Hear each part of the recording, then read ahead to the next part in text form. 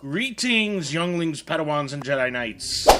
It is I, the Grand Master Jeddalo, here to give you another lesson in the ways of the Force.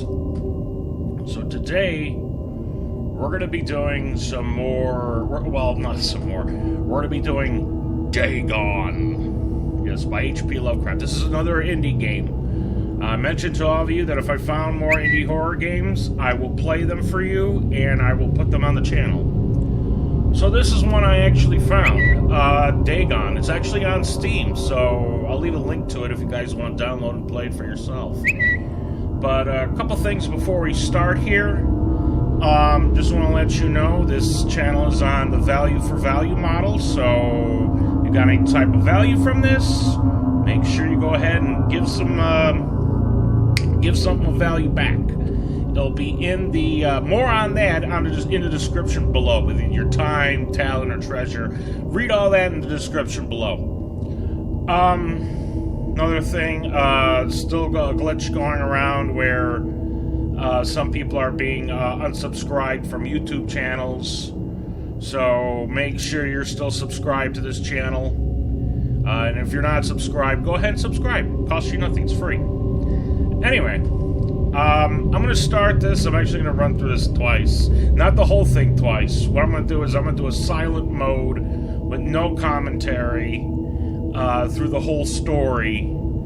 And that way you can just get a sense of the story for yourselves. For those of you that have never read anything by H.P. Lovecraft or have never read Dagon by H.P. Lovecraft, it takes you through the whole story.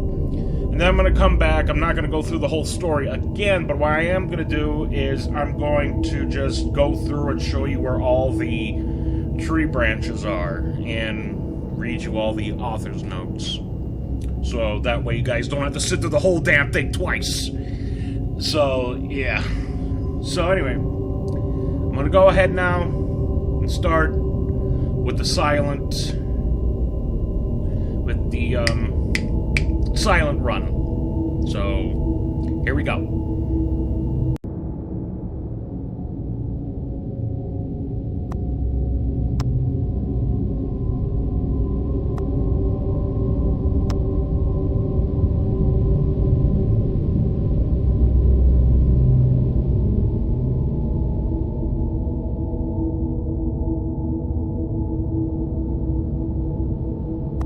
I am writing this under an appreciable mental strain, since by tonight I shall be no more.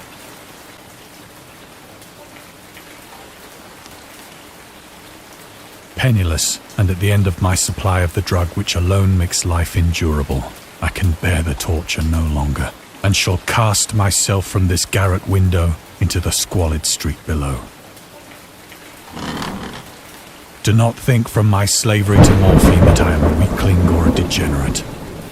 When you have read these hastily scrawled pages, you may guess, though never fully realize, why it is that I must have forgetfulness or death.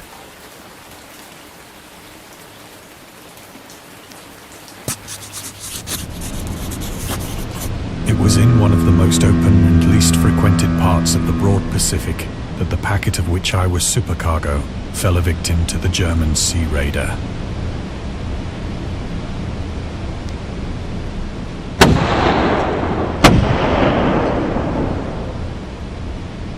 The Great War was then at its very beginning, and the ocean forces of the Hun had not completely sunk to their later degradation, so that our vessel was made a legitimate prize, whilst we of her crew were treated with all the fairness and consideration due us as naval prisoners.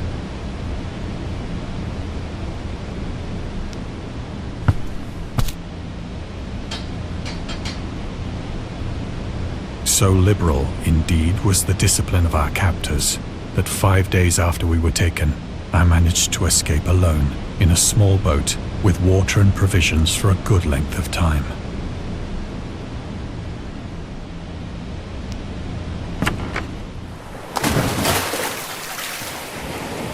When I finally found myself adrift and free, I had but little idea of my surroundings. Never a competent navigator, I could only guess vaguely by the sun and stars that I was somewhat south of the equator. Of the longitude, I knew nothing, and no island or coastline was in sight.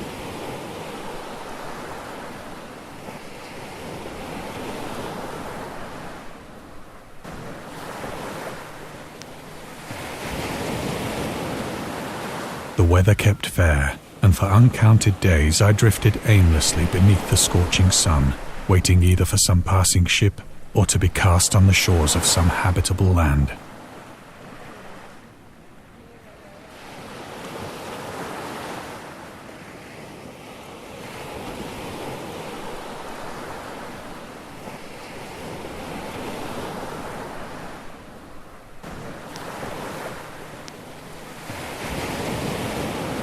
But neither ship nor land appeared, and I began to despair in my solitude upon the heaving vastness of unbroken blue.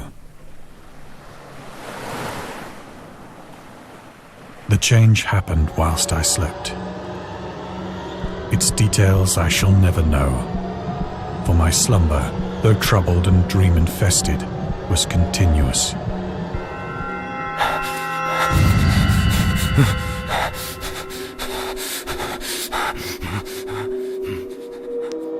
When at last I awoke, it was to discover myself half sucked into a slimy expanse of hellish black mire, which extended about me in monotonous undulations as far as I could see, and in which my boat lay grounded some distance away. Though one might well imagine that my first sensation would be of wonder at so prodigious and unexpected a transformation of scenery, I was in reality more horrified than astonished. For there was in the air, and in the rotting soil, a sinister quality which chilled me to the very core. The region was putrid with the carcasses of decaying fish, and of other less describable things which I saw protruding from the nasty mud of the unending plain. Perhaps I should not hope to convey in mere words the unutterable hideousness that can dwell in absolute silence and barren immensity. There was nothing within hearing, and nothing in sight, save a vast reach of black slime. Yet the very completeness of the stillness and the homogeneity of the landscape oppressed me with a nauseating fear. The sun was blazing down from a sky which seemed to me almost black in its cloudless cruelty, as though reflecting the inky marsh beneath my feet.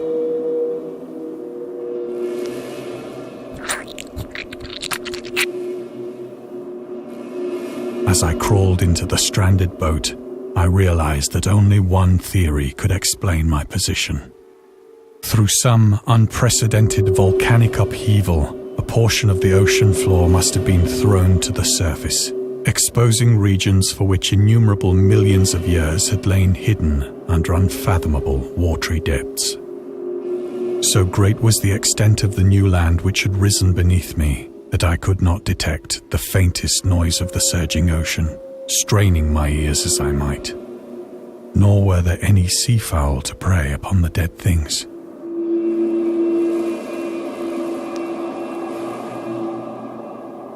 For several hours I sat thinking or brooding in the boat, which lay upon its side and afforded a slight shade as the sun moved across the heavens.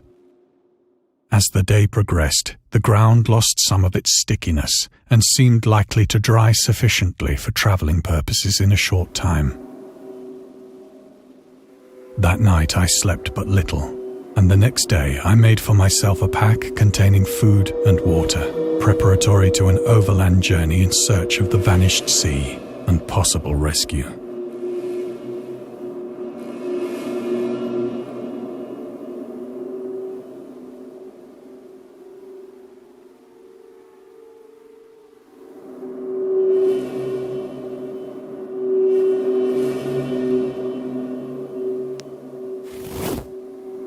On the third morning, I found the soil dry enough to walk upon with ease. The odor of the fish was maddening, but I was too much concerned with graver things to mind so slight an evil, and set out boldly for an unknown goal.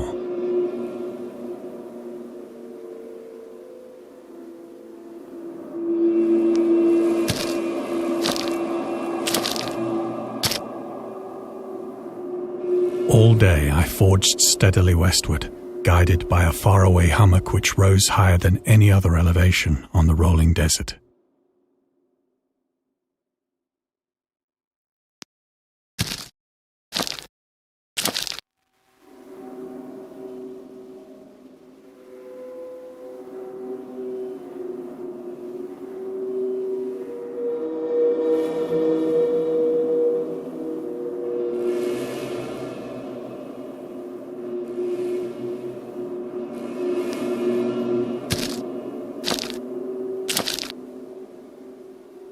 That night, I encamped, and on the following day still travelled toward the hummock, though that object seemed scarcely nearer than when I had first espied it.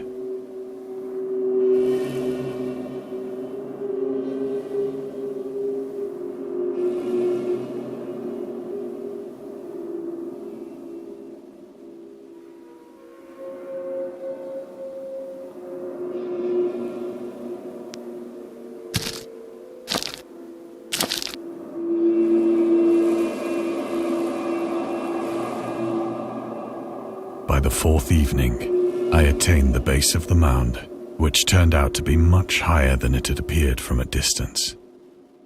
An intervening valley setting it out in sharper relief from the general surface. Too weary to ascend, I slept in the shadow of the hill. I know not why my dreams were so wild that night, but ere the waning and fantastically gibbous moon had risen far above the eastern plain, I was awake in a cold perspiration, determined to sleep no more. Such visions as I had experienced were too much for me to endure again, and in the glow of the moon I saw how unwise I had been to travel by day. Without the glare of the parching sun, my journey would have cost me less energy. Indeed, I now felt quite able to perform the ascent which had deterred me at sunset. Picking up my pack, I started for the crest of the eminence.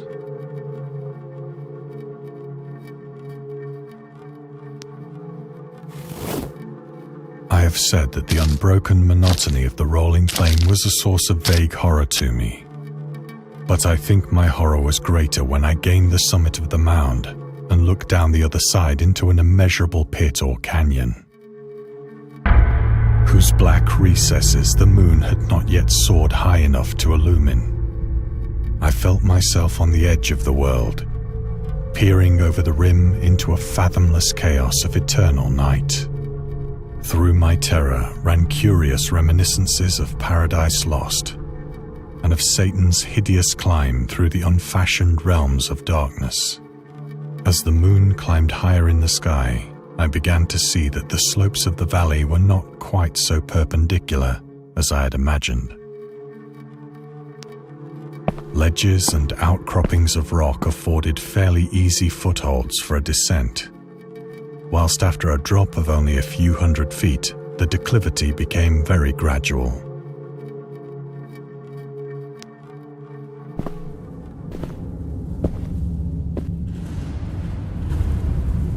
Urged on by an impulse which I cannot definitely analyze, I scrambled with difficulty down the rocks and stood on the gentler slope beneath, gazing into the Stygian deeps, where no light had yet penetrated. All at once, my attention was captured by a vast and singular object on the opposite slope, which rose steeply about 100 yards ahead of me. An object that gleamed whitely in the newly bestowed rays of the ascending moon.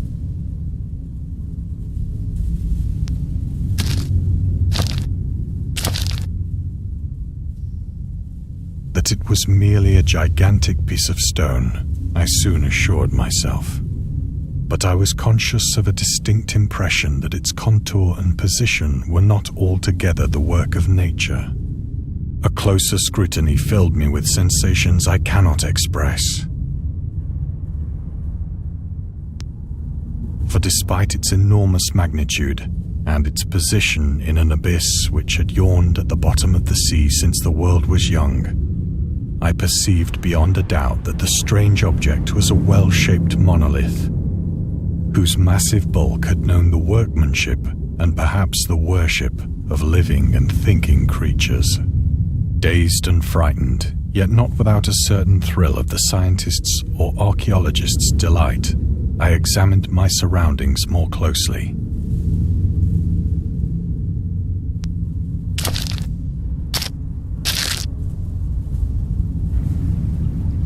The moon, now near the zenith, shone weirdly and vividly above the towering steeps that hemmed in the chasm, and revealed the fact that a far-flung body of water flowed at the bottom, winding out of sight in both directions and almost lapping my feet as I stood on the slope.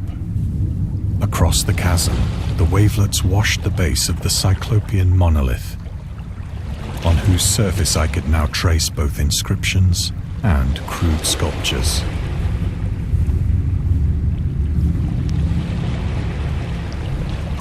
The writing was in a system of hieroglyphics unknown to me and unlike anything I'd ever seen in books, consisting for the most part of conventionalized aquatic symbols such as fishes, eels, octopi, crustaceans, mollusks, whales, and the like. Several characters obviously represented marine things which are unknown to the modern world, but whose decomposing forms I had observed on the ocean-risen plain. It was the pictorial carving, however, that did most to hold me spellbound. Plainly visible across the intervening water, on account of their enormous size, were an array of bas-reliefs whose subjects would have excited the envy of a Doré. I think that these things were supposed to depict men, at least a certain sort of men, though the creatures were shown disporting like fishes in the waters of some marine grotto, or paying homage at some monolithic shrine which appeared to be under the waves as well. Of their faces and forms I dare not speak in detail, for the mere remembrance makes me grow faint. Grotesque beyond the imagination of a Poe or a Bulwer, they were damnably human in general outline, despite webbed hands and feet, shockingly wide and flabby lips, glassy, bulging eyes, and other features less pleasant to recall. Curiously enough, they seem to have been chiseled badly out of proportion with their scenic background, for one of the creatures was shown in the act of killing a whale, represented as but little larger than himself.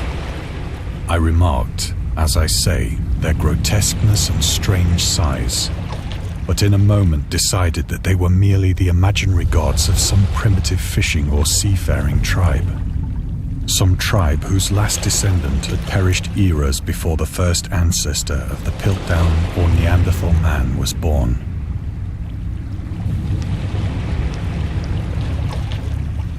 Awestruck at this unexpected glimpse into a past beyond the conception of the most daring anthropologist, I stood musing whilst the moon cast queer reflections on the silent channel before me.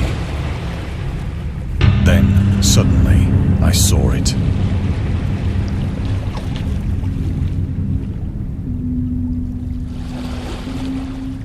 With only a slight churning to mark its rise to the surface, the thing slid into view above the dark waters.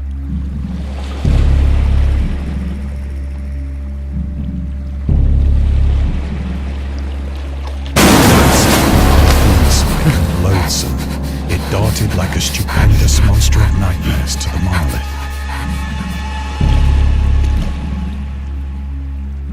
About which it flung its gigantic scaly arms, while it bowed its hideous head and gave vent to certain measured sounds. I think I went mad then. Of my frantic frantic ascent of the slope and cliff, and of my delirious journey back to the stranded boat, I remember little.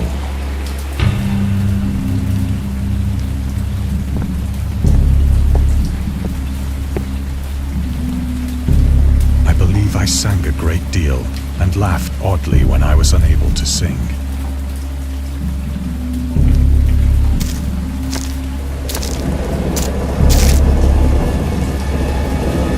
I have indistinct recollections of a great storm sometime after I reached the boat. At any rate, I know that I heard pearls of thunder and other tones which nature utters only in her wildest moods.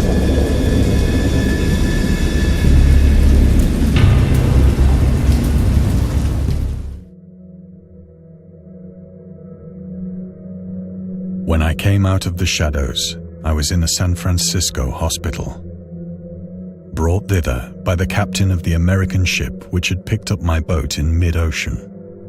In my delirium, I had said much, but found that my words had been given scant attention. Of any land upheaval in the Pacific, my rescuers knew nothing. Nor did I deem it necessary to insist upon a thing which I knew they could not believe.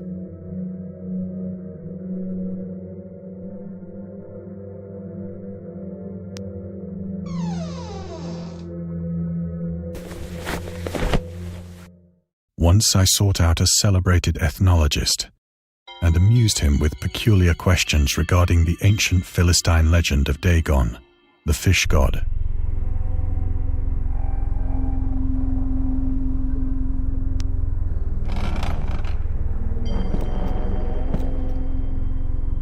But soon perceiving that he was hopelessly conventional, I did not press my inquiries.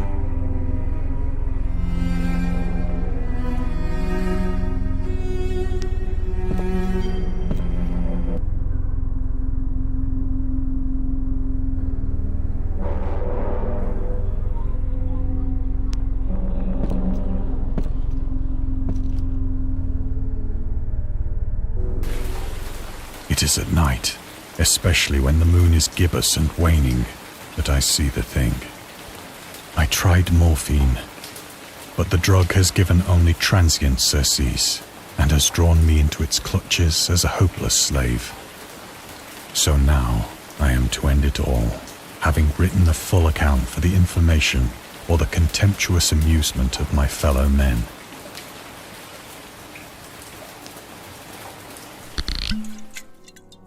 Often, I ask myself if it could not all have been a pure phantasm, a mere freak of fever as I lay sun-stricken and raving in the open boat after my escape from the German man-of-war. This I ask myself, but ever does there come before me a hideously vivid vision in reply. I cannot think of the deep sea without shuddering at the nameless things that may at this very moment be crawling and floundering on its slimy bed, worshipping their ancient stone idols and carving their own detestable likenesses on submarine obelisks of water-soaked granite. I dream of a day when they may rise above the billows to drag down into their reeking talons the remnants of puny, war-exhausted mankind. Of a day when the land shall sink and the dark ocean shall ascend amidst universal pandemonium.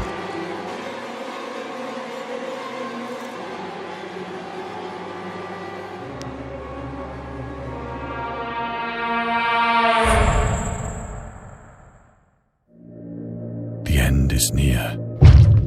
I hear a noise at the door, as of some immense slippery body lumbering against it.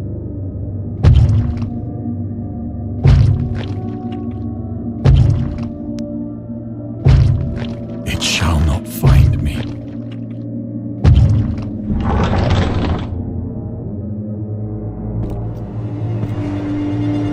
God, that hand!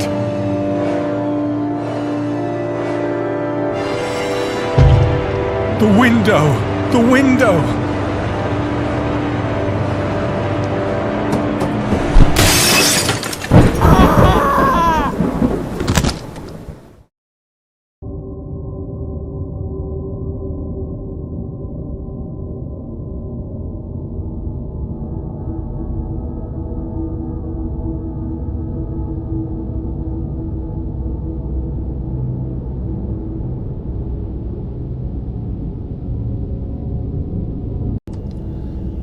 Okay, younglings and Padawans, that was the story. Hope you all enjoyed it. What we're going to do now is I'm going to run through it again, but this time, we're not going to sit through the whole story, and this is going to be me just reading all the stuff for you. So I'm going to skip through a lot of the story. You can do that just so we can get through the other stuff. So let's begin. Again.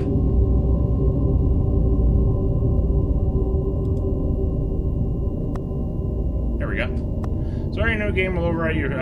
okay.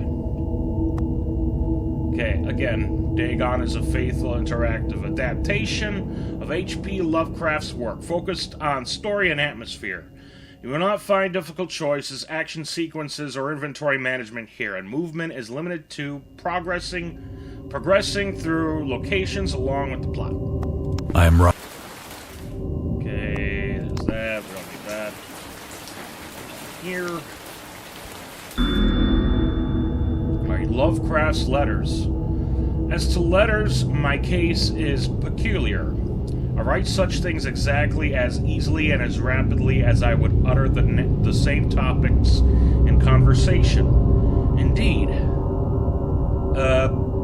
Don't know how to pronounce that word. Epistolary expression is with me largely replacing conversation, as my condition of nervous prostration becomes more and more acute. I cannot bear to talk much now, and am becoming as silent as a spectator himself. My loquacity extends itself on paper. H.P. Lovecraft to Reinhard Kleiner, December 23rd, 1917. Throughout his life, Lovecraft penned around 100,000 letters to his friends and fans, out of which about 10% survive to this day. But his tendency to endless correspondence was a relatively late growth.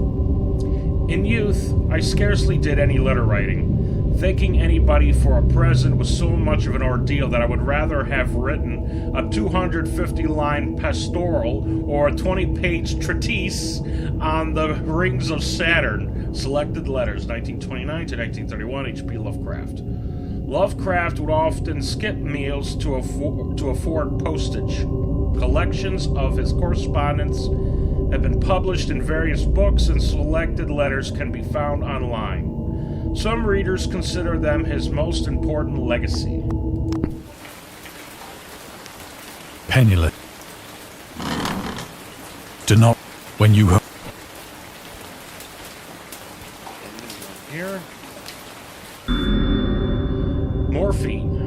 Morphine entered into use in the 19th century and was routinely administered to treat severe pain during the American Civil War, 1861 to 1865. And World War I, 1914 to 1918. It was also sold without restrictions until 1914. Morphine became more popular after the invention of the hypodermic syringe around 1854. Friedrich Saturner, I don't know how to say that, Saturner? Well, we're going to go with that, who first isolated the substance, originally named it morphium, after Morpheus, the Greek god associated with dreams. At the time when Dagon was published, morphine abuse, known as soldier's disease, already posed a big problem in the United States.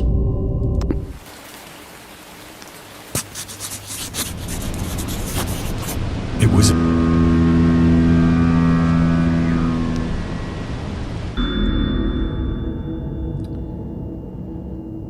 Lovecraft and the Great War. Dagon was written around a month after the United States entered World War I.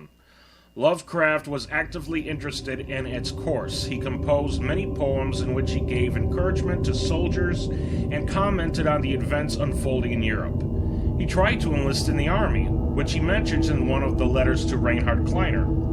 Some time ago, impressed by my entire uselessness in the world, I resolved to attempt enlistment despite my almost invalid condition. I argued that if I chose a regiment soon to depart for France, My sheer nervous force, which is not inconsiderable, might sustain me till a bullet or piece of shrapnel could more conclusively and effectively dispose of me. Letters to Reinhard Kleiner, H.P. Lovecraft. But even though he passed the physical exam, his mother prevented him from going to the war. She has threatened to go to any lengths, legal or otherwise, if I do not reveal all the ills which unfit me for the army. I am Providence, the life and times of H.P. Lovecraft, A.T. Joshi. Something.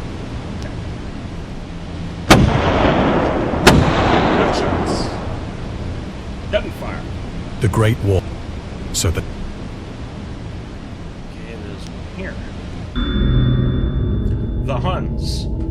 The Huns were Central Asian nomads who established a dominion in Europe and invaded the Roman Empire in the 5th century A.D. They were known as brutal, deadly warriors and masters of quick raids who also developed powerful composite bows, lassos, and early siege weapons. During World War I, the British used the word Hun as a synonym for Germans in order to emphasize their brutality. However, the term originated when the German Emperor Wilhelm II gave a speech to his troops on 27th July 1900, before they embarked to China. Should you encounter the enemy, he will be defeated. No quarter will be given. Prisoners will not be taken. Whoever falls into your hands is forfeited. Just as 1,000 years ago, the Huns under their King Attila made a name for themselves, one that even today makes them seem mighty in history, and legend may the name German be affirmed by you in such a way in China that no Chinese will ever again dare to look cross-eyed at a German. The refusal to take prisoners was a clear breach of the laws and customs of war adopted during the First Hague Convention of 1899.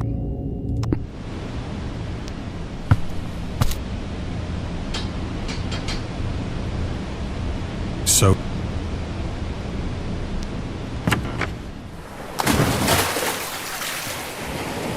when I find never of the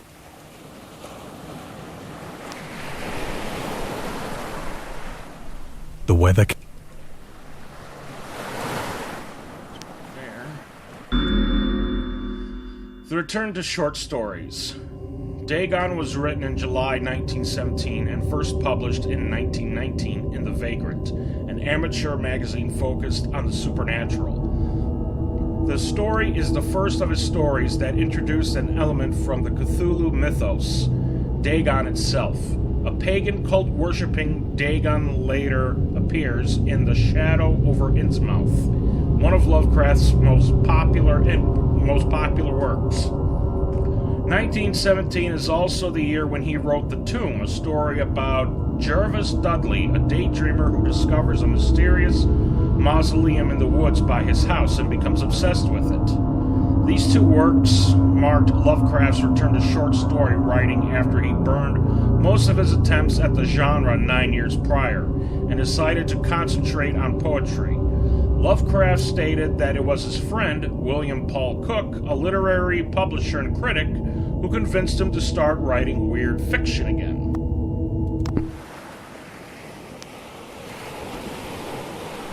But the chain, it's deep for my...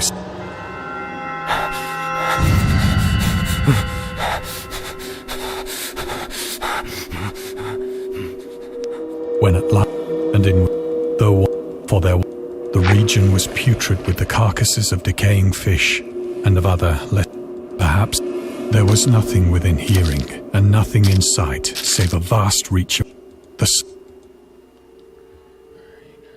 here.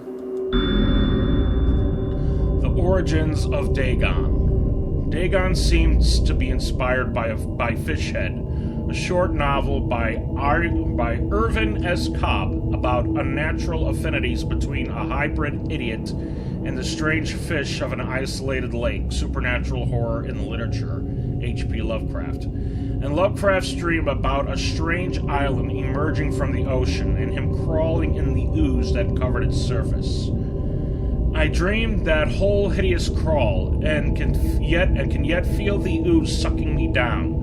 In defense of Dagon, H.P. Lovecraft. Lovecraft's interest in the topic stemmed from his aversion to fish and sea smells. In his own words, "I have hated fish and feared the sea and everything connected with it since I was 2 years old. But I cannot recall what earlier experience gave me such a profound and lasting aversion to the sea and seafood. The Dweller in Darkness." Lovecraft, 1927. Donald Wandre.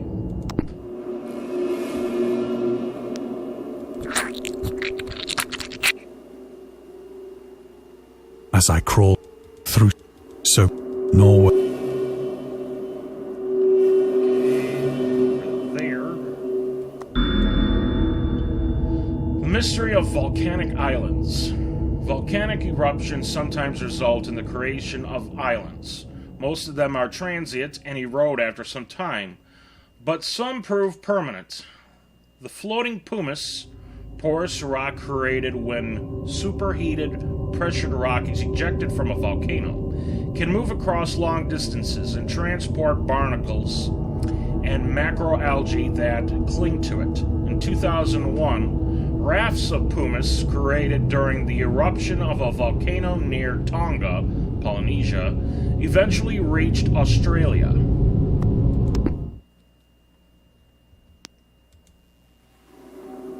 For several, as the day. That night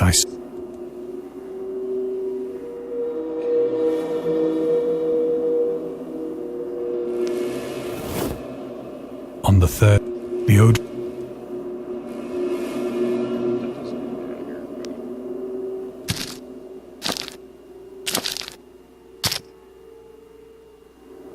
All day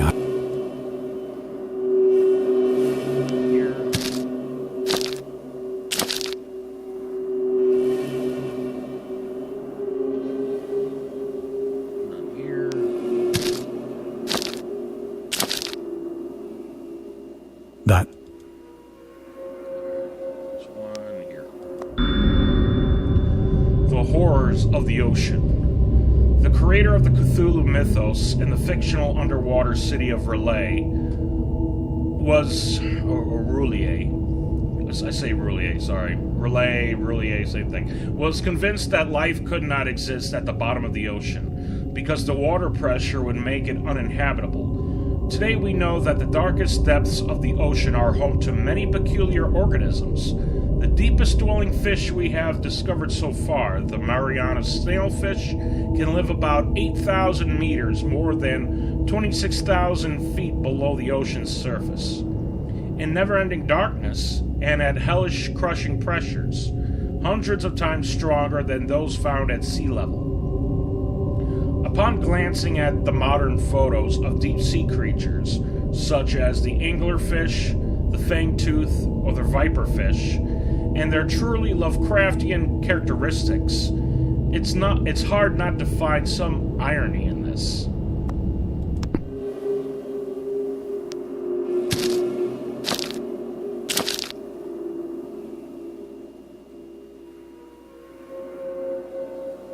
By the and two, I know not, but I was so and in.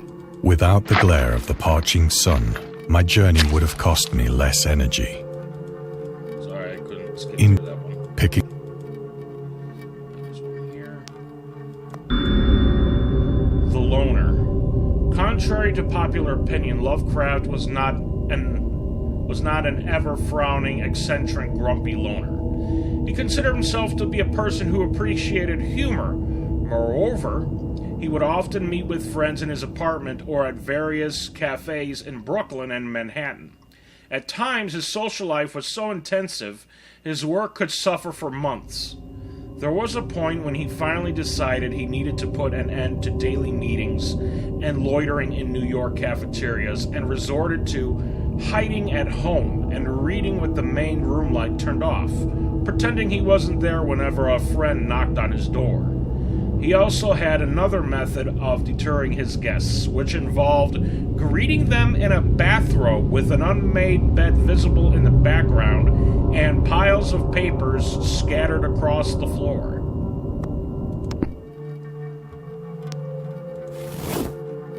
I have said that, but who's peering over the rim into a fathomless chaos of eternal through my and have said as the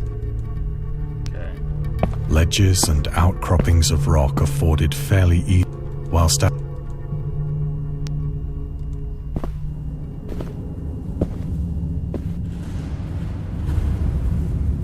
urged on gaze all and up.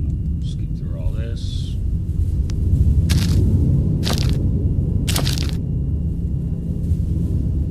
That it was merely a close for this iPad whose day We're trying to get through this as quickly as possible.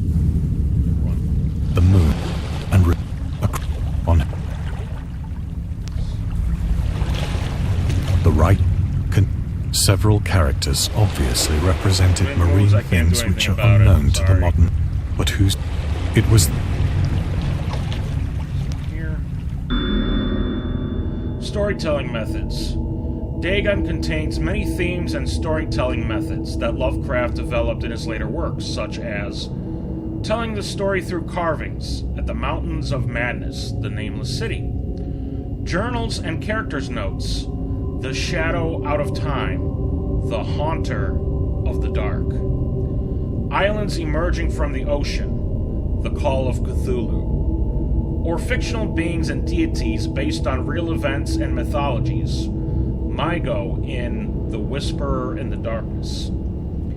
It's also considered the origin of the popular Cthulhu mythos. Some of Lovecraft's stories also conclude in a manner similar to Dagon, but let's skip the details in order, not to spoil the ending. Sorry.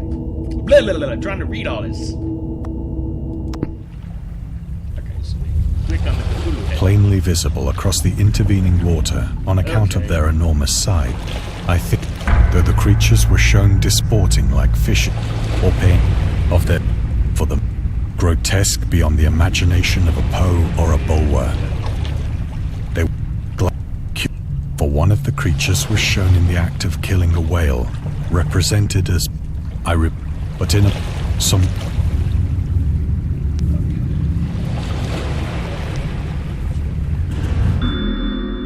The Piltdown Man.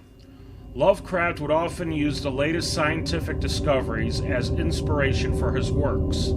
He would even update his stories at the last moment in order to make sure they reflected the latest breakthroughs.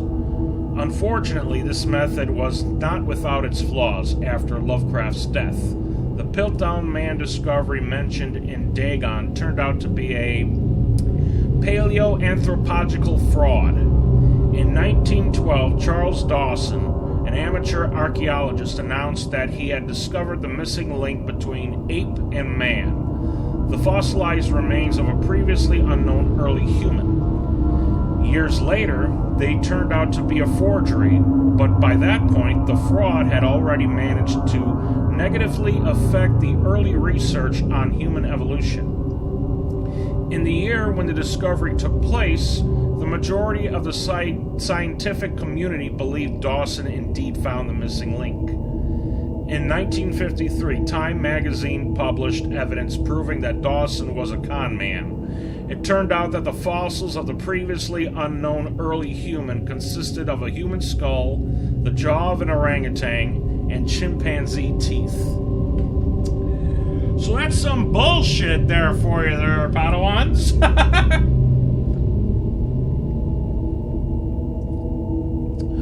The man literally lied. Look at that shit. Awestruck, then with.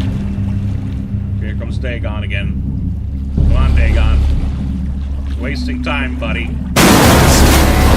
Wait till they die, buddy. I think I went mad. Of my frantic ascent of the sloping cliff, and of my delirious journey back. Alright.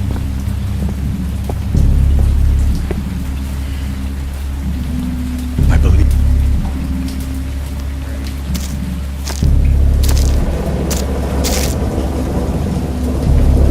I attempt.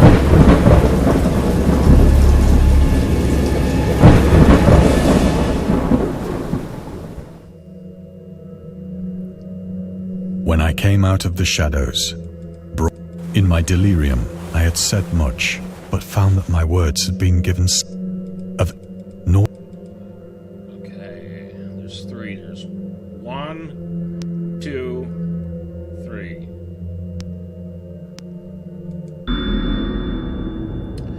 The Journalist. Lovecraft was a prominent figure in the world of amateur journalism. In 1915, he started publishing his own journal called The Conservative, which included political and social commentary, poetry, short stories, and literary criticism written by him and other authors.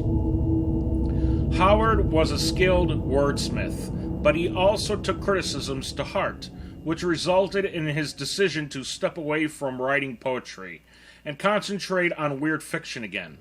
For the first time since his teenage years, Dagon, published in 1917, is one of the short stories written during that period. In this excerpt from The Conservative, the master of horror fiction explains his attitude towards warfare and the idea of world peace. Why any sane human being can believe in the possibility of universal peace is more than conservative can fathom. Should the entire civilized world agree simultaneously to disarm, one or more nations could undoubtedly retain secret armaments and at the proper time take advantage of their more altruistic and less astute contemporaries in a wild career of conquests against unarmed victims. No country is, or ever can be, above warfare until the basic impulses of the human animal shall have miraculously changed. Meaning, in other words, if world peace was ever going to happen, it'd be a temporary thing, because people be plotting shit behind everyone's back, so, yeah, that shit wouldn't last long. So, that's basically what he means by that. So, on there. The Atheist. Lovecraft considered himself an atheist and absolute materialist, which he attributed partly to his early childhood interest in astronomy and science in general. In his own words, I am, indeed, an absolute materialist, so far as actual belief goes, with not a shred of credence in any form of supernaturalism, religion, spiritualism, transcendentalism, metempsychosis, or immortality. All I say is that I think it is damned unlikely that anything like a central cosmic will, a spirit world, or an internal survival of personality exists.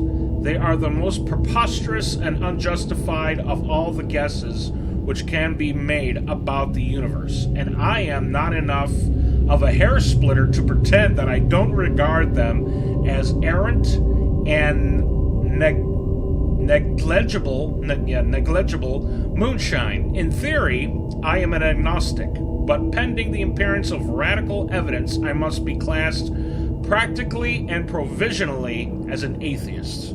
Sources: Against Religion, The Atheist Writings of H.P. Lovecraft, H.P. Lovecraft. Mythos: The Myths and Tales of H.P. Lovecraft and Robert E. Howard, H.P. Lovecraft, Robert E. Howard. Another one here. In Defense of Dagon. In 1921, Lovecraft released a series of 3 essays.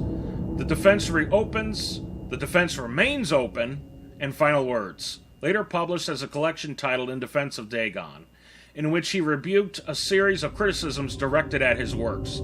Some notable quotes: "I paint what I dream, and will let the public settle the rest amongst themselves."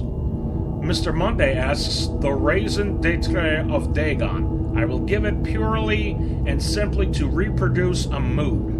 Its object is the simplest in all art, portrayal. The physical horrors of war, no matter how extreme and unprecedented, hardly have a bearing on the entirely different realm of supernatural terror. Ghosts are still ghosts. The mind can get more thrills from unrealities than from realities." In the essays, Lovecraft touches upon the topics of atheism, materialism, the quest for truth, and the love of science.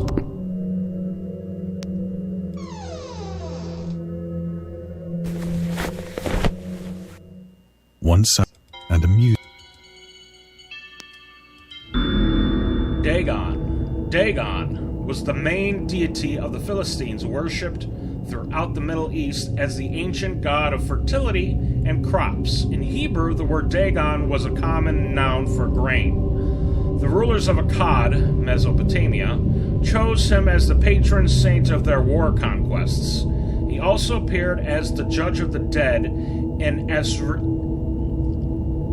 Assyrian, I think that's how you say it, an Assyrian poem, and an underworld prison warder in one of the Babylonian texts.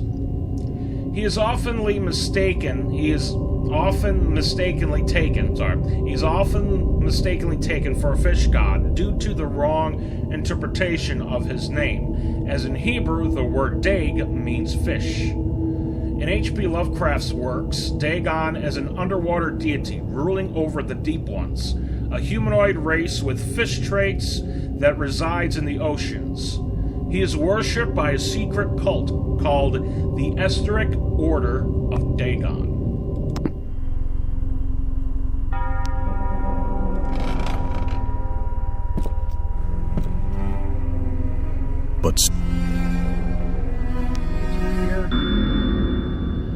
August Derleth and the Cthulhu Mythos. August Derleth was an American writer and anthologist. He also befriended Lovecraft and published many of his works through his company, Arkham House. Although he greatly contributed to the popularization of the author's works after his death, he is surrounded by numerous controversies. One of his most questionable decisions involved introducing the good versus evil doctrine. Derleth was a devout Catholic to the Cthulhu Mythos, which contrasted with Lovecraft's view of the world and his approach to cosmic horror. As a result, the author's works are often misunderstood and misrepresented in today's culture. It is also worth noting that Lovecraft was never really interested in creating a mythology, and the term Cthulhu Mythos was coined by Derleth after the author left the mortal plane. Well, shit, you're making money off of somebody's creation there after he's dead there, buddy, ain't you? Yeah, you piece of shit. Anyway, from here. The Marketer. Lovecraft's attempts to find a job in 1925 were influenced by advice he received from friends, among others. He started freelancing for a marketing magazine where he would write announcements and commercials. Feel free to judge his copywriting skills for yourself. From an ad for Curtis Woodwork. Curtis Woodwork embraces both the usual structural units and the cleverest contrivances of built-in or permanent furniture, such as bookcases, dressers, buffets, and cupboards. Every model is conceived and created with the purest art, ripest scholarship, and mellowest craftsmanship which energetic enterprise can command, and made to conform rigidly to the architecture of each particular type of home. The cost, considering the quality, is amazingly low, and a trademark on the individual pieces prevents any substitution by careless contractors. Source: Lovecraft Studies, Volume 7, Number 1. H.P. Lovecraft, S.T. Joshi. Sorry, I had to get some water there while I was reading it. Okay, there's one over here. Right there. The scientist. 3 days, the word... Oh, these days, the word scientist is a widely accepted term, but at the time Dagon was published, it was subject to a wide debate. After the author used it in the story, critics pointed out that man of science was a more appropriate term to employ. He admitted, in defense of Dagon, that if Dagon were to be reprinted, he would indeed use the phrase they suggested. Scientist was coined as an analog to artist, to be used when referring to those studying different branches of science. Yet, in the 19th century and early 20th century, doesn't matter. Scientific researchers in Great Britain and the United States were of the opinion that man of science, resembling the term man of letters, was the only proper choice. Among other things, it was gender specific, indicating that science was an endeavor to be pursued by only one sex. The term scientist became more accepted only after World War II, and man of science started fading into obscurity as an old-fashioned synonym.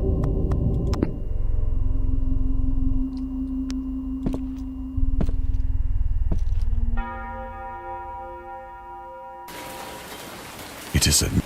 I tried, but the drug... So...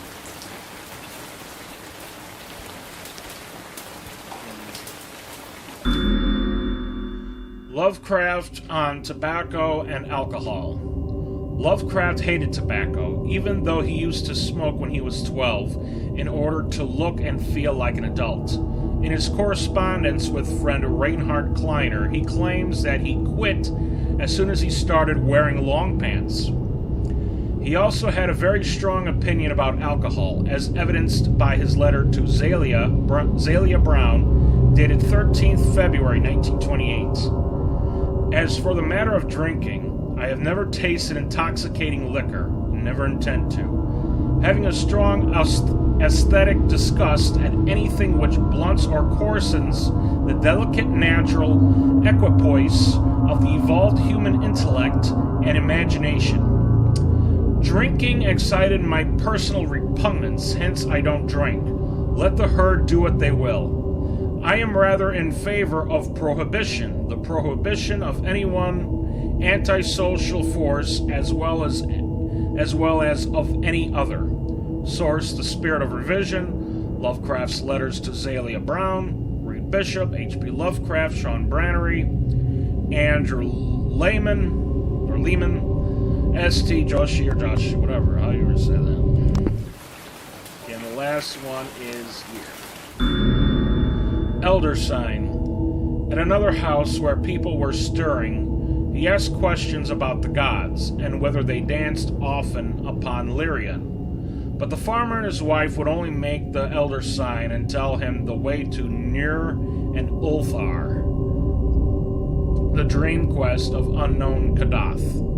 H.P. Lovecraft. Elder Sign is a protective symbol that can be found in various works of pop culture, usually represented by a 5-pointed star with an eye flame symbol in its center. For example, in games inspired by H.P. Lovecraft's writings, it is supposed to ward away all kinds of cosmic horrors. However, this is a later version of the sign, created by the author's friend, writer August Derleth. In our game, we have used the original symbol as designed by Lovecraft in the form of a 6-pointed branch, which he sometimes included to his in letters to his friends. So there you go. That's the branch you were seeing. That's the original Elder Sign. For those of you that don't know, that's the OG. So that star with the eye flame symbol, yeah, that was made up after he passed away by his friend. But yeah, the branch you were seeing, you probably wondered, what the hell is that branch? Where's the branch in the H.P. Lovecraft? That was the original Elder Sign. So that was the end of the author notes. This is just the end, going into the end of the story again. So we're going to cut it here. I want to thank you all for watching. I hope this was informative. Hope you learned a little bit something about Lovecraft today for those of you that don't know. And even those of you that do know Lovecraft and read his stuff, if you've never heard any of this before and are just finding out about it, then I'm glad I was able to enlighten you with everything. I'm pretty sure I hit everything now. There's a couple in there I missed when I was playing this first couple times around, just trying to 100% the game, but hopefully I found everything. So, that's all I have to say for now, Padawans. Thank you all for watching, and I will see you in the next video. And remember, my younglings and Padawans, the Force will be with you, always.